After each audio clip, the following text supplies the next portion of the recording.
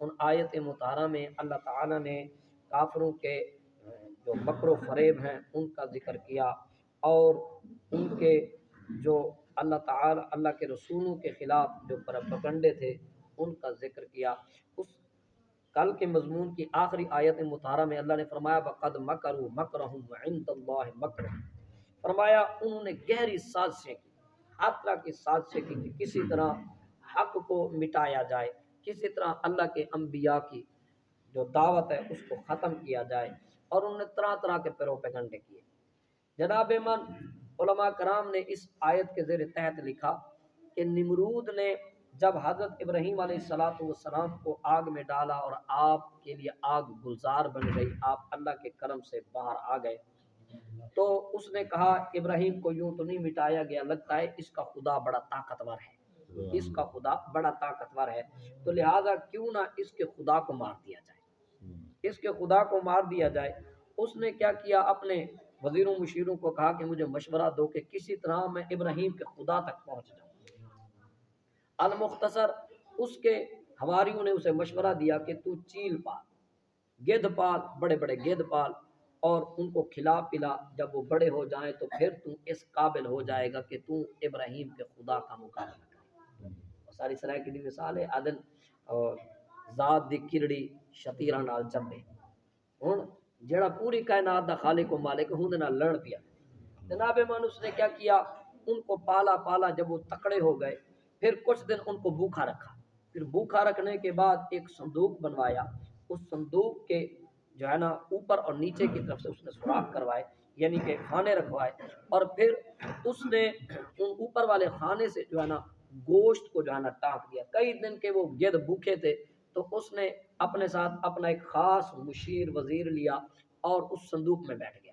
جب اس نے گوشت اوپر کیا تو وہ گدھ جو تھے وہ اڑے، گدھ جو اڑے تو یہ اس نمرود لائن کو بھی لے کر اڑ گئے، بہت اونچے چلے گئے، بہت اونچے چلے گئے۔ تو اس نے نیچے کی طرف سے جو کھانا رکھا تو اس کو کھولا، دیکھا، پوچھا کہاں تک پہنچ گئے، اس نے کہا بھی انسان نظر آتے ہیں چھوٹے چھوٹے نظر، تو مزید اوپر بہت اونچا گیا گیا گیا، جب بہت زیادہ اونچا چلا گیا اور اسے نیچے پھر جو دیکھا پانی کے سوا کچھ نظر نہ آیا۔ اس نے جب اوپر کی طرف دیکھا، اس نے کہا شاید ابراہیم کا خدا یہیں کے نزدیک رہتا ہوگا۔ جب اس نے دیکھا، جتنا زمین پہ کھڑے ہو کے دیکھا تھا آسمان دور ہے، اتنی دور آنے کے باوجود بھی دیکھا تو آسمان پھر بھی دور ہے۔ بڑا حیران و پریشان ہوا کہ جس کے لیے آئے تھے وہ تو ملا ہی نہیں۔ پھر اس نے اس گدھ کے وہ جو گوشت تھا ان کے قریب کیا، نیچے کی طرف کیا تو وہ نیچے کی طرف اترنا شروع ہوئے، واپس آیا اور پھر لاچارگی کا اظہار کرتے ہوئے یوں ہی زندگی گزار دی۔ پھر اس نے کہا میں ابراہیم تیرے خدا کے ساتھ اب جنگ کرنا چاہتا ہوں، کہاں ہے تیرا خدا، لے آ۔ آپ نے فرمایا تو خدا کے ساتھ کیا مقابلہ کرے گا؟ انہوں نے کہا نہیں جی لے آؤ اپنے خدا کو، اسے کہو میں مقابلہ کرنا چاہتا ہوں۔ اس نے پوری دنیا کی فوج اکٹھے کر لی۔ یہ سب سے پہلا بے حیا آدمی، اس سے پہلے کافر تھے لیکن کافروں میں اس وقت تک غیرت تھی۔ سب سے پہلا دیوس اور بےایمان جس نے عورتوں کو ننگا کیا، یہی بیمار میرا تھا۔ اللہ اکبر کبیرہ۔ پہلی بادشاہی اور جس نے سونے کا تاج پہلے سر پہ پہنا وہ بھی یہی تھا۔ جناب من انتہائی کبھی بندہ تھا۔ جناب من اس نے ابراہیم علیہ السلام کو کہا اپنے خدا کو بلاؤ میں ان کے ساتھ جنگ کرنا، تو ساری فوج اکٹھے کر لی، ہر قسم کا سامان تیار کر لیا۔ جب جنگ کی باری آئی اللہ تعالی نے مچھروں کو حکم دیا جاؤ ذرا ان کے ساتھ مقابلہ تو کرو، جس پر مچھر بیٹھتا وہی بندہ ختم۔ تھوڑی دیر میں 5 سے 10 منٹ میں سارا کا سارا لاکھوں کا کروڑوں کا لشکر فنار ہو گیا، اور ایک مچھر اس کے نتھے سے گھستا ہوا اس کے دماغ میں چلا گیا۔ جب دماغ میں چلا گیا، اب جب تک یہ جو ہے جناب من اس کے سر پہ جوتے پڑتے رہتے وہ بیٹھا رہتا، اور جب وہ یہ جوتے پڑنا بند ہوتے تو پھر اس کی دوبارہ سے درگت بڑھنا شروع کرتے کرتے جوتے کھاتے کھاتے مر گیا۔ پھر فرعون کی باری آئی، توجہ ہوئے تو صحیح۔ فرعون نے موسیٰ علیہ السلام کو کہا تمہارا خدا کہاں ہے؟ فرمایا یوں تو میرا رب ہر جگہ موجود ہے، لیکن اس نے کہا ہے الرحمن علی العرش استویٰ، رحمان عرش پر رہتا ہے۔ تو اس نے کہا پھر میں تیرے خدا کو جھانکنا لوں، دیکھنا لوں تیرا خدا ہے کیسا۔ اس نے کیا کیا، اپنے حامان کو کہا کہ تو جو ہے نا ایک بہت بڑی بلڈنگ بنا، بہت بڑی بلڈنگ بنا کہ میں جو ہے نا موسیٰ علیہ السلام کے خدا کو جھانکوں، یہ قرآن کا حصہ ہے، خدا کو جھانکوں۔ اس نے بہت بڑی بلڈنگ بنائی، بہت تک جلتا رہا، چلتا رہا، جاتا رہا، بہت زیادہ بلڈنگ کئی عرصہ تک بنتی رہی۔ جب اس کے हवारियों ने उसे कहा, मजदूरों ने कहा जी इससे ऊपर हमें बिल्डिंग बनाना नहीं आती, इससे बड़ी बिल्डिंग हम नहीं बना सकते। उस बिल्डिंग पे ये सवार ऊपर चढ़ा, छत तक पहुंचा, लेकिन कहाँ तक पहुंचा, क्या पहुंचता कि सारी कायनात ही उसी की थी। जनाब मन फिर नामुराद होकर वापस आया, अभी वापस ही आया था और मूसा अलैहिस्सलाम से कलाम भी नहीं किया था, वो बिल्डिंग गिरी और ऐसी गिरी कि कईयों को मार के चली गई। तो मूसा अलैहिस्सलाम ने फरमाया तू मेरे खुदा के साथ क्या मुकाबला करेगा। यानी इस तरह की मखलूक के लिहाज से ये गहरी साजिश मखलूक के लिहाज से, मालिक के लिहाज से नहीं। अल्लाह ने फरमाया वक़द मकरू मकरहुम इंदल्लाहि मकरुहुम, उन्होंने साजिशें की मखलूक के लिहाज से, क्योंकि चाल चली जाती है उसके सामने जिसको खबर ना हो। जैसे हम बंदे, हमें नहीं पता कौन किसके सामने किसके बारे में कौन सी चाल चलता है, अल्लाह तो हर चीज जानता है। तो फरमाया मखलूक के लिहाज उन्होंने ऐसी चालें चली जो चालें बड़ी सख्त थी, बड़ी गहरी थी। वमकरू मकरहुम इंदल्लाहि मकरुहुम वइन कान मकरुहुम लितज़ूल मिनहुल जिबाल, उनकी चालें मखलूक के लिहाज से बेशक बहुत बड़ी थी और इतनी सख्त थी कि अगर वो पहाड़ों के सामने आती तो पहाड़ भी अपनी जगह से सुरक जाते।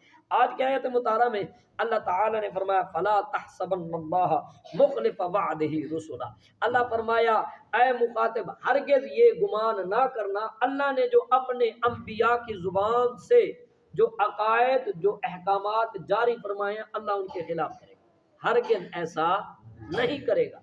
तो भाईजान समझने की बात है, डरने की बात है, अमल की बात है कि अल्लाह ताला ने जो वादे अपने नबियों के साथ किए, गोया रब तो बेनियाज है ना, सही उसकी कोई नाफरमानी सारी मखलूक कर जाए उसे कोई परवाह नहीं। याद रखिए एक बात को, उसे कोई परवाह नहीं, चाहे सारी मखलूक ही काफिर हो जाए उसे कोई परवाह नहीं। उसने सिर्फ बदला लेना है उन लोगों से जिन्होंने अल्लाह के अंबिया की नाफरमानी की। गोया पता चला इस कायनात में अल्लाह ताला को जो लोग सबसे ज्यादा पसंद है वो अल्लाह के अंबिया हैं, लिहाजा अल्लाह तो बेनियाज है, वो उन्हीं से बदला लेगा। क्योंकि आमिना के लाल ने ऐलान किया था नमाज पढ़ो, फरमाया जो नमाज नहीं पढ़ेगा मैं उसे जहन्नम में डालूंगा, जो मेरे नबी की बेअदबी करेगा मैं उसे जहन्नम में डालूंगा, जो मेरे नबी को गाली देगा मैं उसे जहन्नम में डाल। गोया पता चला कि अल्लाह के महबूबान जो हैं, जो अल्लाह के महबूब बंदे हैं, उन्हीं की बेअदबी दरअसल अल्लाह की बेअदबी है। अल्लाह ने फरमाया हरगिज़ ये गुमान ना करना कि अल्लाह ताला ने जो अपने अंबिया से वादे किए हैं उनके खिलाफ करेगा, हरगिज़ नहीं करेगा। इन्नल्लाह अज़ीज़ुन ज़ुंतिकाम, बेशक अल्लाह ताला गालिब है और बदला लेने वाला है। फरमाया यौम तुबद्दलुल अर्द गैरल अर्द, तवज्जो होवे तस्दीरा मुख्तलिफ कौल हैं कि ज़मीन, अल्लाह ने फरमाया ज़मीन जिस दिन ये ज़मीन दूसरी ज़मीन से बदल दी जाएगी। अब अब्दुल्ला इब्न अब्बास, अब्दुल्ला इब्न मसूद और जनाब मन इसके अलावा और बहुत से मुफस्सिरीन कराम ने इसकी तफसील लिखी। सरकार दो आलम सल्लल्लाहु अलैहि वसल्लम का एक फरमान है, सरकार फरमाया कि ज़मीन को दूसरी ज़मीन से बदलना यह है कि ज़मीन यही रहेगी, इसकी हैयत बदल जाएगी, इसके ऊपर जो दरख्त हैं वो ख़त्म कर दिए जाएंगे, पहाड़ पिघला दिए जाएंगे हैं। और जनाब मन कभी फरमाया कल दिहान, कभी फरमाया कल मोहल, और ज़मीन को खसफ कर दिया जाएगा, सब बराबर कर दिया जाएगा। आका सल्लल्लाहु अलैहि वसल्लम की एक हदीस है, सरकार फरमाया क़यामत जब कायम होगी तो फरमाया उस दिन ज़मीन को एक रोटी की तरह बना दिया जाएगा, रोटी की तरह बना दिया जाएगा। और सरकार ने फरमाया मोमिन खाने में मशगूल होगा, लोग हिसाब देने में, लोग हिसाब देते रहेंगे, ये खाता रहेगा, इधर इसका खाना पूरा होगा, उधर कयामत खत्म होगी। और एक हदीस मुबारका में है आका सल्लल्लाहु अलैहि वसल्लम ने फरमाया खुश नसीबो नमाज पढ़ने वाले हो, सरकार ने फरमाया बंदा ए मोमिन के लिए नमाज 4 रकात के बदले जितनी, फरमाया जितना वक्त 4 रकात पढ़ने में गुजर जाता है, कयामत का 50,000 साल का दिन मोमिन के लिए यूं गुजरता है। वो कहेगा अभी तो नमाज की लज्जत ही ली थी, अभी तो मैंने सुभानक अल्लाहुम्मा पढ़ने का लुत्फ ही लिया था, अलहम शरीफ पढ़ने की चस अभी आई थी, कुरान पढ़ने का लुत्फ तो अभी मिला था, नमाज क्या कयामत कायम हो गई। कोई कहे यार ये बात कैसे हो सकती है, इतना बड़ा दिन कैसे गुजर सकता है। मैं कहता हूँ हज़रत नूह अलैहिस्सलातु वस्सलाम का जब तूफान आया था, आपने बीबी को कहा था साथ ले जाऊंगा, साथ नहीं ले गए, तूफान भी आया, गुजर भी गया, सब कुछ हो गया, नूह अलैहिस्सलातु वस्सलाम वापस आए तो उस कुटिया का ना कोई तिनका हिला था, ना ही बीबी को कुछ हुआ था। आके कहने लगे बीबी तुम जिंदा हो, उन्होंने कहा जी क्या آ گیا ہے طوفان چلے، آپ نے فرمایا آ بھی گیا چلا بھی گیا۔ جس طرح اس بی بی کو خبر نہیں ہوئی، بندہ مومن کو جو حضور کا غلام ہے اتنا دشوار دن ہوگا کہ پھر اس کو خبر نہ ہوگی، وہ کہے گا 2 رکعت ہی تو پڑھی ہے، نماز پڑھنے کے ہی بس ساری قیامت ہوگی۔ سرکار نے فرمایا بندہ مومن وہیں سے کھا رہا ہوگا، اور سرکار نے فرمایا مومن اپنے قدموں کے نیچے سے کھائے گا، اور کھاتے کھاتے 2 ہی دن گزر جائے گا۔ بعضوں نے فرمایا قیامت کے دن جب یہ زمین جو ہے ایک چٹیل میدان بنا کے چاندی کی بنا دی جائے گی، آقا دو عالم نور مجسم صلی اللہ علیہ وسلم کی بارگاہ میں اما عائشہ پاک رضی اللہ تعالی عنہ نے عرض کی یا رسول اللہ قیامت کے دن ہم اپنے رشتہ داروں کو بھی یاد رکھیں گے؟ سرکار فرمایا ہاں رکھو گے لیکن 3 جگہوں پر بالکل نہیں، 3 جگہوں پر ہر کوئی ایک دوسرے کو بھول جائے، ان میں سے 2 مجھے یاد ہے، تیسری میرے ذہن سے نکلی ہوئی ہے۔ سرکار نے فرمایا ایک پل صراط پر جب گزر رہے ہوں گے لوگ اس وقت بھول جائیں گے، کوئی کسی کا نہیں ہوگا۔ دوسرا سرکار نے فرمایا جب میزان عدل پر میزان تل رہا ہوگا اس وقت کوئی کسی کی امداد نہیں کرے گا۔ تو اسی لیے پھر بھائیا ہمیں اپنے گناہوں سے معافی مانگے، کہیں وہ نہ ہو میرا پلڑا بھاری ہو جائے گناہوں والا اور میں پھر جہنم کا، کیونکہ اس دن بابے نے پھر کام نہیں آنا۔ اللہ اکبر کبیرہ۔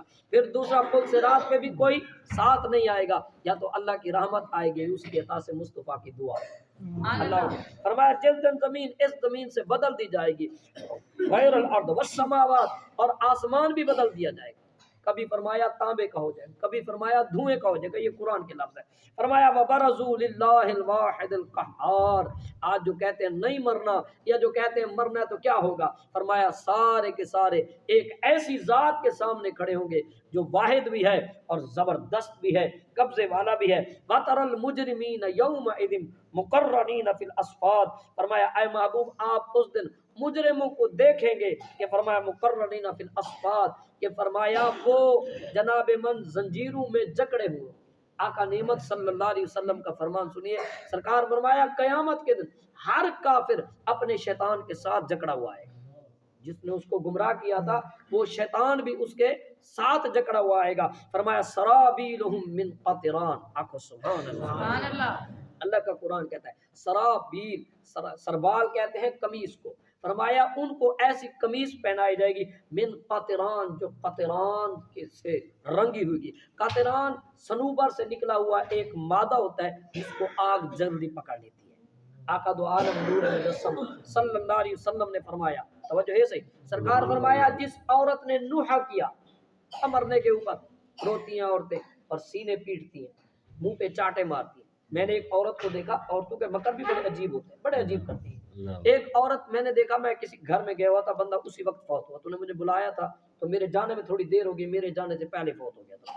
تو جناب من میں جب اس گھر میں گیا تو اب عورتوں کے چالیں دیکھیے، یہ کیسی چالیں چلتی ہیں۔ وہ عورت دروازے پہ آئی، ٹھیک ٹھاک آئی، آخری بالکل اس کو گویا اس کے چہرے پہ کوئی غم کے اثر بھی نہیں تھے، جیسے ہی وہ میت کے سامنے آئی دڑل سے اپنے سینے پہ چڑھ رہا ہے، تو ہی مار گئے اور تو مار بنی دی جاتے جے گھروں نہیں ہویا، تو مار بن ہے۔ وہ سرکار دو عالم نور مجسم صلی اللہ علیہ وسلم نے فرمایا جو عورت نوحہ کرے گی، یہ اپنے گھروں میں باتیں بتلا دے، خاص کر ہماری سرائے کی برادری میں یہ کام بہت عروج پہ ہے، کیونکہ میں سرائے کی بہت عروج پہ ہے، منہ پہ چاٹے مارنے، بالوں کو پکڑ کے یوں کھینچنا، دھاڑ دھاڑ کرنی اتنے زور سے کہ پورا محلہ سنے آج ان کے گھر میں کوئی مر گیا۔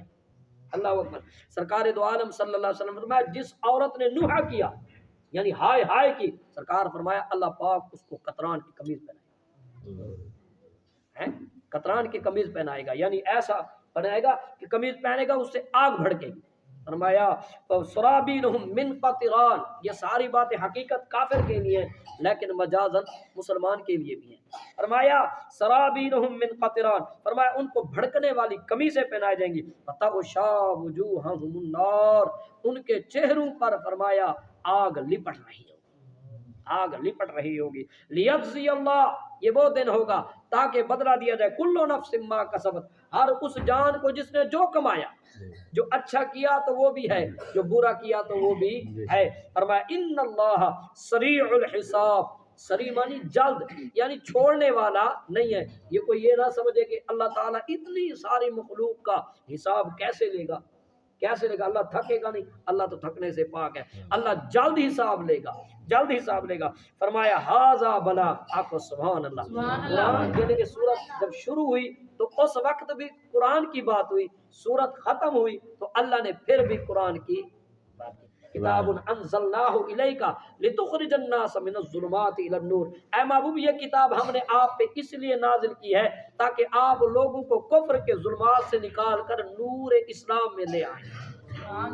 اور فرمایا ھذا بلاغ للناس، فرمایا یہ قرآن ایک پیغام ہے، یہ قرآن ایک پیغام ہے، یہ قرآن ایک دعوت ہے، یہ قرآن ایک فرمان ہے۔ ھذا بلاغ، فرمایا یہ پیغام ہے للناس، لوگوں کے لیے، وَلِيُنذَرُوا بِهِ، اور اس لیے ہے کہ اس کے ذریعے لوگوں کو ڈرایا جائے، صرف میٹھا میٹھا نہ سنایا جائے، کچھ سخت بھی بتلایا جائے۔ وَلِيُنذَرُوا بِهِ، فرمایا اور تاکہ ان کے ذریعے ان کو ڈرایا جائے، وَلِيَعْلَمُوا، اور ظاہر ہو جائے یہ بات، انما هو الہ واحد، کہ اللہ کے سوا کوئی معبود نہیں ہے، وہ واحد ہے۔ وَلِيَذَّكَّرَ أُولُو الْأَلْبَابِ، اور یہ اس لیے ہے کہ اس کے ذریعے عقل والے نصیحت حاصل کریں، اور بندہ مومن گویا لگتا ہے سب سے بڑا نصیحت حاصل کرنے۔ سبحان اللہ۔ اللہ تعالیٰ ہم سب کو سمجھنے کی توفیق عطا فرمائے۔ تمام حضرات ایک مرتبہ علم شریف، 3 مرتبہ قول شریف۔